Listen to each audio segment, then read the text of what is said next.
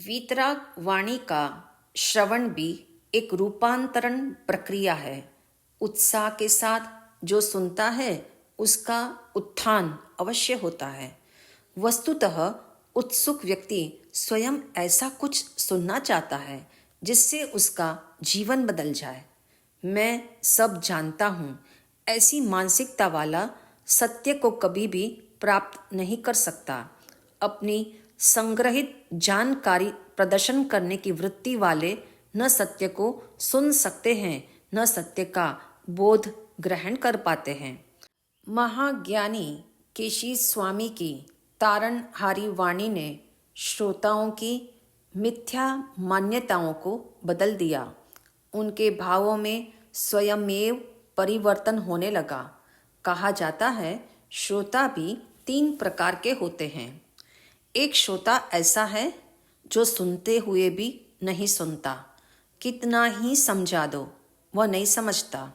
वस्तुतः उसकी आग्रह बुद्धि उसे समझने नहीं देती, इसलिए उसका जीवन रूपांतरित नहीं होता। दूसरी प्रकार का श्रोता जो समझाने से समझ जाता है, हालांकि पूर्व संस्कारों को छोड़ने हेतु उन्हें बहुत मेहनत करनी पड़ती है, तथापि वे जाग जाते हैं। तीसरी प्रकार के श्रोताओं के समझ एवं साहस दोनों का सुंदर समन्वय होता है। वे समझते भी हैं एवं साहस के साथ उन बातों का स्वीकार भी करते हैं, इसलिए वे अल्प उपदेश से भी जाग जाते हैं। अब महाज्ञानी केशी स्वामी की अध्यात्मपूर्ण वाणी को राजा प्रदेशी एवं तमाम श्रोता भी दूसरे एवं तीसरी प्रकार के श्रेणी वाले श्रोता बनकर सुन रहे हैं। इसी कारण महाज्ञानी केशी मुनि की अध्यात्म की वाणी एक एक कदम करते हुए क्रमशः आत्मा है और आत्मा है से मोक्ष मार्ग है तक के संपूर्ण तथ्य स्पष्ट कर रही है। महाज्ञानी केशी मुनि ने कहा, हे देवानुप्रियों, आत्मा का अस्तित्व सिद्ध होने के बाद उसका नित्यत्व भी निर्णित हो जाता है। पश्चात आत्मा के कर्तृत्व और भोक्तृत्व को समझने में कोई अवरोध नहीं है। आत्मा की कर्म मुक्त अवस्था के संदर्भ में अब थोड़ी सुविचारणा कर लेते हैं। संसार में कोई भी कार्य विफल नहीं होता, कार्य का फल अवश्य होता है। जैसे शुभ और अशुभ कर्म का फल निश्चित रूप से मिलता है, ऐसे ही शुभाशुभ कर्म से निवृत्त होने का परिणाम भी अवश्य मिलता है। याद रखना, शुभ कर्म के फल से सद्गति प्राप्त होती है और अशुभ कर्म का फल दुर्गति है। ऐसे ही शुभ और अशुभ कर्म की निवृत्ति से मोक्ष मिलता है। वस्तुतः बंध एवं मोक्ष दोनों आत्मा की ही अवस्था विशेष है। जैसे नाटक में नायक एवं खलनायक दोनों प्रकार के पात्र होते हैं। खलनायक का कार्य नायक को विविध तरीके से बाधा पहुंचाना, मगर अंततः खलनायक की शक्ति कुंठित हो जाती है तो वह पराजित होता है। जीवन के नाटक में भी ऐसा ही होता है। यहाँ आत्मा नायक है, कर्म खलनायक है। कर्म आत्मा को बाधा पहुंचाते हैं, परिभ्रमण कराते हैं, मगर आत्मा की शक्ति जाग जाए तो एक दिन कर्म निर्बल हो जाते हैं। अंततः शुभ और अशुभ कर्म की हार होती है। यूं कर्मों से संपूर्णतया मुक्ति का नाम ही मोक्ष है। इस उपदेश को सुनकर जिज्ञासु श्रोताओं ने प्रश्न पूछा, पूज्य गुरुदेव, हमने ऐसा सुना है आत्मा अरूपी है, इसलिए उसका न बंध है न मोक्ष है। जैसे आकाश अबद्ध है, अमुक्त है, क्योंकि वह अरूपी है। ऐसे ही आत्मा भी न बद्ध है न मुक्त है, तो मोक्ष को कैसे जाने, कैसे माने। महाज्ञानी केशी स्वामी ने कहा, हे भद्र, यदि आपकी इस बात का स्थूल दृष्टि से चिंतन करे तो ऐसा घोषित होता है, बंध और मोक्ष को नहीं मानने वाले भी आत्मा को मानते हैं, मगर सूक्ष्म दृष्टि से विचार करोगे तब समझ आएगा, जो बंध और मोक्ष को न माने वह आत्मा को भी नहीं मानेगा। स्पष्ट है, जो आत्मा का मोक्ष नहीं मानेगा वह बंध को भी नहीं मानेगा, बल्कि वह आत्मा के कर्म बंध का कारण राग और द्वेष को भी नहीं मानेगा। इससे संसारी आत्मा की सत्ता का लोप होता है। इस तरह बंध और मोक्ष के निषेध से दोनों प्रकार की आत्मा, संसारी एवं मुक्त आत्मा का निषेध होता है। अब एक निर्णय करो, आत्मा मोक्ष स्वभावी है, आत्मा त्रिकाल शुद्ध है। अवस्था बदल जाने पर भी अवस्थावान नहीं बदलता, अवस्था बदलने पर भी जो न बदले उसका नाम स्वभाव है।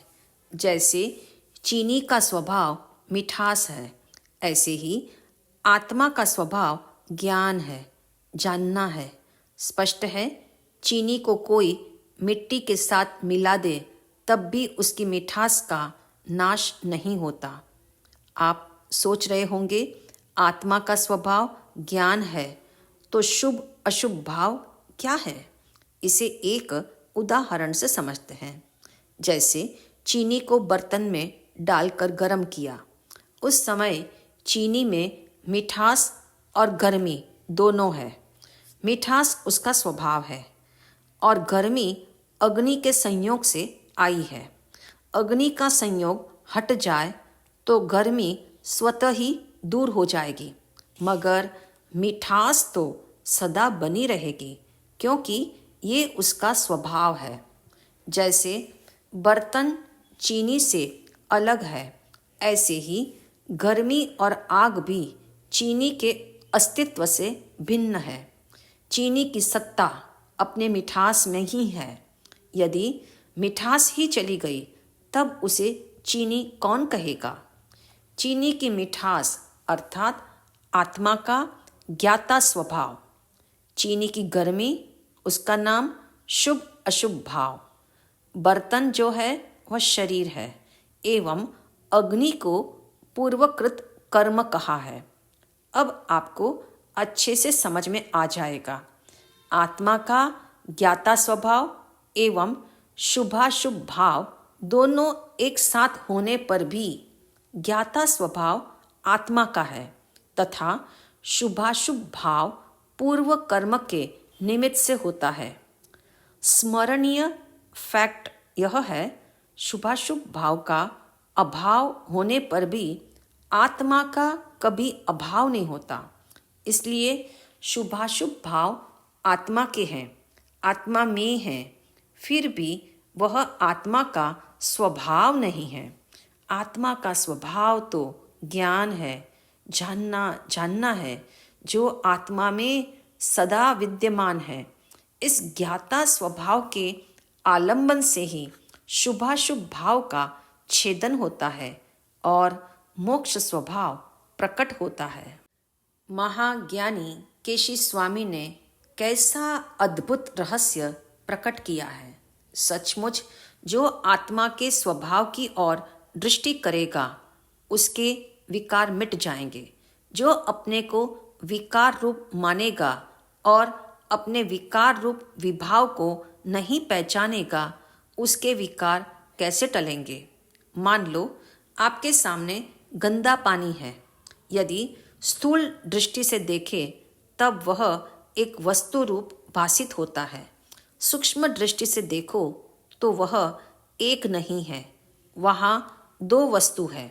एक है मैलापन एवं एक है पानी। यद्यपि पानी मैला दिख रहा है, फिर भी वह स्वच्छ ही है, क्योंकि मैल पानी में होते हुए भी पानी से तो अलग ही है। इस तथ्य को ख्याल में रखकर जब मैल और पानी को अलग करने की प्रक्रिया हो तो निर्मल जल प्राप्त होता है। व्यवहार से जल अब निर्मल हुआ, किंतु निश्चय से जब उसमें मैल नजर आ रहा था तब भी वह पानी निर्मल ही था। इसलिए अपने शुद्ध स्वभाव का निश्चय करो। शुभाशुभ भाव के रहते हुए भी मैं आत्मा शुद्ध ही हूँ। शुभाशुभ भाव कर्म के आश्रय से है, स्वभाव के आश्रय से नहीं है। इस प्रकार जो साधक अपने स्वभाव का निश्चय करता है वह एक दिन मोक्ष को प्राप्त करता है। शुद्ध भाव की मुख्यता तथा अवस्था की गौणता से अनादिकाल की भूल टलती है। मान लो एक पिता के 2 पुत्र हैं, एक कमाऊ दूसरा उड़ाऊ। उसी घर में एक नौकर भी है। वह पिता न अपने आप को पुत्र मानता है न नौकर मानता है। साथ ही पिता अपने दोनों पुत्रों को समान भी नहीं मानता। कमाऊ को आदर देता है, उसे उपादेय मानता है और उड़ाऊ को छोड़ने योग्य यानी हेय मानता है। एवं जो नौकर है उसको तो न हेय मानता है न उपादेय मानता है, मात्र उसे पर रूप मानता है। इसी तरह आत्मा में जो त्रिकाली शुद्ध स्वभाव है वह तो पिता रूप है। निर्मल मोक्ष दशा आदरणीय है, वर्तमान मलिन अवस्था हेय है और कर्म पर रूप है, ज्ञेय मात्र है। ऐसा सुंदर उपदेश सुनकर समस्त जिज्ञासुओं के मन में एक जिज्ञासा जागी और एक जिज्ञासु ने प्रश्न पूछा, पूज्य गुरुदेव, मोक्ष प्राप्त करना अत्यंत कठिन और स्वरूप को पहचानना भी दुर्गम, तो क्या ऐसी कठिनता और दुर्गमता ही मोक्ष प्राप्ति का प्रयास करने नहीं देती?